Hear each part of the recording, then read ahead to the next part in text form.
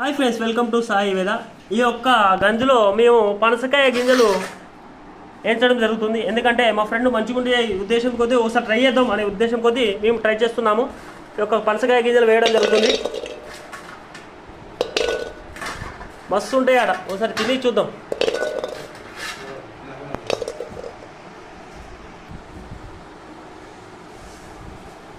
మనకి ఈ విధంగా ఈ కలర్ వచ్చే విధంగా ఇంకొంచెం బాగా మార్చుకోవాలి.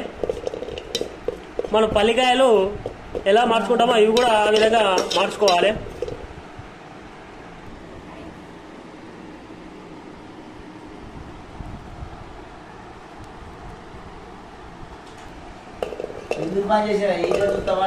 ఈ విధంగా పనసకాయ గింజలు ఈ విధంగా కాల్చుకోవాలి.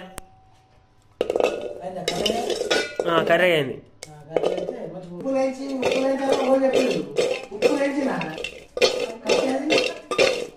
చూడండి ఫ్రెండ్స్, ఈ విధంగా మనం ఎంచుకోవాలి.